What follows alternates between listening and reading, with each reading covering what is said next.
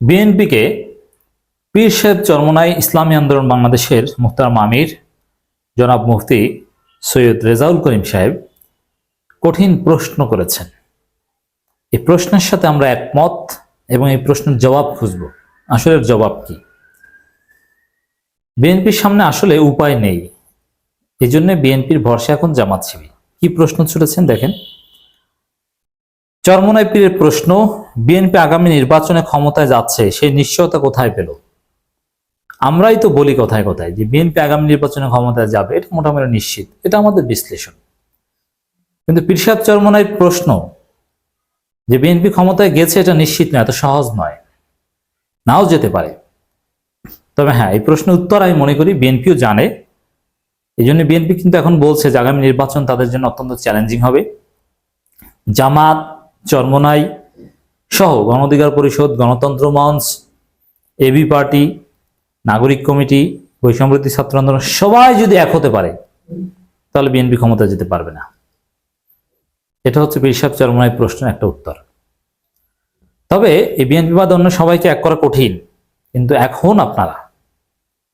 এই জন্য বিএনপি জানে যে তাদের অবস্থা খারাপ হচ্ছে দিন দিন, তাদের লোকজন যা শুরু করেছে তারা ভোট পাবে না, ভোট কমে যাবে। এই কারণে বিএনপির ভরসা এখন জামাত শিবির। তারা জামাতের সাথে আন্ডারস্ট্যান্ডিং আসছে, জামাতের সাথে জামাতকে মোটামুটি ম্যানেজ করেছে। আর জামাত হয়তো বা এই চরমোনাই, নাগরিক কমিটি বা এদের নিয়ে জোর গঠন বা সেই ঝুঁকি নেবে না। বিএনপির সাথে একটা সমঝোতায় যেতে পারলে জামাতের জন্য সেফ জোন। এই জন্য বিএনপি এখন জানে যে জামাত শিবিরকে সাথে নিতে পারলে তাদের অপকর্ম কিছুটা ঢাকা পড়বে। জামাত শিবিরের ইমেজের মাধ্যমে বিএনপি তাদের ভোট ব্যাংক ধরে রাখতে পারবে। এটা হচ্ছে আসল কথা। তবে পীর সাহেব চরমোনাই সমালোচনাগুলো বিএনপির বিরুদ্ধে আমরা যৌক্তিকভাবে নিতে চাই। বিএনপি আগামী নির্বাচনে ক্ষমতায় যাচ্ছে সে নিশ্চয়তা তারা কোথায় পেয়েছেন তা জানতে চেয়েছে ইসলামী আন্দোলনের আমির ও চরমোনাই পীর সাহেব মোহাম্মদ রেজাউল করিম। এই যে বললাম যে আসলে স্বাভাবিক বর্তমান স্ট্রাকচারে ক্ষমতা নির্বাচন হলে তো বিএনপি যাবে, কারণ যদি ভোট চুরি হয়, লুটপাটের প্রয়োজন হয়, এটাও বিএনপি করতে পারবে। আর সুষ্ঠু ভোট হলো যদি এই যে বললাম নাগরিক কমিটি, বৈষম্যবিরোধী ছাত্র আন্দোলন, চরমোনাই, জামাত, অন্য সবাই মিলে জোট গঠন করতে পারলে তখন বিএনপি চ্যালেঞ্জের মুখোমুখি পড়বে। না হলে তো বিএনপি ক্ষমতা যাবে, বিএনপির ভোট বেশি। চাঁদাবাজি লুটপাট করে তারপরে তাদের ভোট আছে, এটাই হচ্ছে সত্য কথা। রেজাউল করিম বলেন, বিগত স্বৈরাচার আমলে বিএনপি নেতৃবৃন্দ সহ বিরোধী রাজনৈতিক দলের নেতাকর্মীরা যে ধরনের নিপীড়নের শিকার হয়েছেন তা অবর্ণনীয়।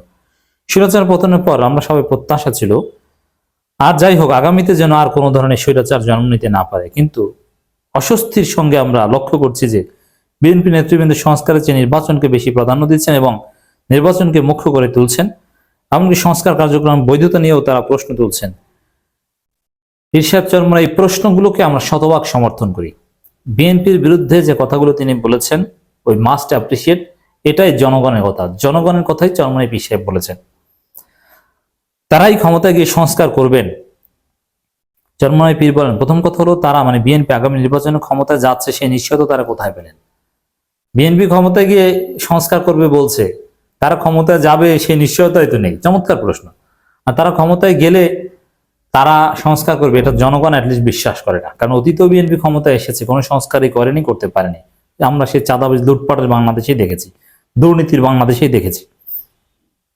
আবার তারা ক্ষমতায় গেলেও জনগণের কাঙ্ক্ষিত সংস্কার করবেন তার নিশ্চয়তা কি? কোনো নিশ্চয়তা নেই। এই জন্যে নিশ্চয়তা আছে এই সরকার যদি সংস্কার করে দেয়, আশা ভরসা সব এই সরকারের উপর। বিগত 1-11 সরকার এবং তাদের হাত ধরে আওয়ামী ফ্যাসিস্টের জন্মের সূচনা কি বিএনপির ক্ষমতা কক্ষিগত করার অপপ্রয়াসের ফসল নয়? বিএনপি যদি 2005 সালে ভুয়া ভোটার তালিকা তৈরি না করত, ইয়াজউদ্দিনকে প্রধান উপদেষ্টা বানিয়ে শর্টকাটে ক্ষমতা আসার চেষ্টা না করত, তাহলে হয়তো 1-11 ক্রিয়েট হতো না। অতএব বিএনপির দায় আছে ইতিহাসে, এই দায় এড়াতে পারবে না তারা। এই যৌক্তিক প্রশ্ন জনাব পীর সাহেব চরমোনাই তুলে ধরেছেন। বিএনপি ইতিহাস কি তাদের উপরে আস্থা রাখার মতো ভরসা দেয়? না, দেয় না।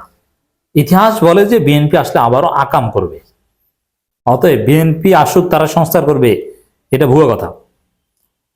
সেজন্য আমরা আগে সংস্কার, আগে স্বৈরাচারের উপরোধের উত্থান রোধে সাংবিধানিক ও প্রাতিষ্ঠানিক আয়োজন, তারপর নির্বাচন আয়োজনে আলাপ তোলার জন্য সকলের প্রতি আহ্বান জানাচ্ছি। আমরাও পীর সাহেব চরমনের এই আহ্বানের সাথে শতভাগ একমত পোষণ করছি। আগে সংবিধান, আগে সংস্কার, আগে বিএনপি আওয়ামী লীগ যারাই আসুক তাদের অপকর্মের রাস্তা বন্ধ করা, তারপরে নির্বাচন। স্যালুট পীর সাহেব চরমনাই। ইসলামী আন্দোলন আমির বলেন, আগামীতে যেন কোনো স্বৈরাচারের উত্থান না হয় সেজন্য আমরা সংখ্যানুপাতিক নির্বাচন বা পিয়ার পদ্ধতি নিয়ে বিগত 16 বছর ধরে দাবি জানিয়ে যাচ্ছি। চরমনাইয়ের রাজনীতির যৌক্তিকতাগুলোর মধ্যে একটা হচ্ছে এই পিয়ার পদ্ধতি এখন ব্যাপক জনপ্রিয়, সবাই চায়, জামাতও চায়, অথচ পিয়ার পদ্ধতি নিয়ে সবচেয়ে বেশি কাজ করেছে চরমনাই। হ্যাঁ, তবে আমাদের শর্ত আছে, পিয়ার পদ্ধতিতে আমরা রাজি, আওয়ামী লীগকে নিষিদ্ধ করতে হবে, তার আগে আওয়ামী লীগকে ভোটে অংশগ্রহণ করার সুযোগ দেওয়া যাবে না। কারণ পিয়ার পদ্ধতিতে আওয়ামী লীগ আসলে তারা 30-40টা আসন পেতে পারে। দেশের অধিকাংশ রাজনৈতিক দল এর পক্ষ থেকে অবস্থান জানিয়েছেন, যে সেজন্য তাদের মোবারকবাদ জানাচ্ছি। আমরা বিশ্বের সঙ্গে লক্ষ্য করছি বিএনপি এই বিষয়ে ভিন্ন মত পোষণ করছে। বিএনপি কোনো যুক্তি দিতে পারছে না, মানে বিএনপি পিয়ার পদ্ধতিতে রাজি নাই, মানে বিএনপি স্বৈরাচার হতে চায়। তারা চায় যে তাদের সংসদে তার অ্যাবসলিউট মেজরিটি থাকুক, তারা যা করবে সেইটাই। স্বৈরাচার হওয়ার একটা ইচ্ছা বিএনপির আছে, পিয়ার পদ্ধতিতে নারাজির মাধ্যমে সেটা বোঝা যায়।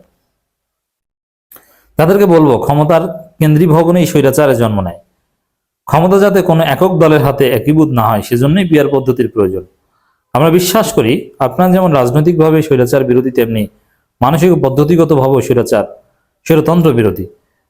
তাই যদি হয় তাহলে আপনারাও পিয়ার পদ্ধতির প্রতি সমর্থন জানাবেন বলে আশা করছি। চমৎকার প্রশ্ন বিএনপিকে। পীর সাহেব চরমনাই আসলে স্মার্টলি কথা বলা শিখেছেন। তার ভাষা স্মার্ট না, শুদ্ধ না, শুদ্ধ ভাষা দরকার নেই, আঞ্চলিক ভাষায় কথা বলুন, এটা একটা সৌন্দর্য। রাজনৈতিক মারপ্যাচ ঠিকভাবে তিনি বুঝতে পারছেন। আমাদের দুঃখ যে শায়েখে চরমনাই যদি এই রেজাউল করিম সাহেবের মতো ভদ্র ভালো হতেন, তাহলে চরমনাইকে এত গণবিচ্ছিন্ন হতে হতো না, আওয়ামী লীগের দালাল এই ট্যাগ খেতে হতো না। যাই হোক, সেটা ভিন্ন আলোচনা। সংবাদ সম্মেলনে আরো নানান বিষয়ে কথা বলেছেন চরমনাইয়ের নেতারা বা পীর সাহেব চরমনাই। জামাত বিএনপির সাথে জোট, ইসলামী জোট নিয়ে কথা বলেছেন, যে ইসলামের বৃহত্তর স্বার্থে সবাইকে নিয়ে ঐক্য করলে যদি ভালো হয় সেটা করবে। মৌলিক প্রশ্ন এটাই যে বিএনপির বিরুদ্ধে যে প্রশ্নগুলো উত্থাপন করেছেন এই প্রশ্নগুলো শতভাগ যৌক্তিক, জনগণের ভাষা এটাই। এজন্য বিএনপিও জানে যে তাদের অবস্থা করুন, এজন্য তারা এখন জামাতের সাথে একটা আন্ডারস্ট্যান্ডিং করে তাদের দুর্নামগুলো ঘোচানোর চেষ্টা করছে। কিন্তু জামাত যদি বিএনপির সাথে আবার জোট করে, সেটা জামাত ভুল করবে। আমরা কিছুদিন আগেও জামাতকে পরামর্শ দিতাম যে না, বিএনপির সাথে জোট করলে খারাপ হয় না, কিন্তু আমরা ভেবেছিলাম যে বিএনপির আচরণ পরিবর্তন হবে, কিন্তু বিএনপি পরিবর্তন হয়নি।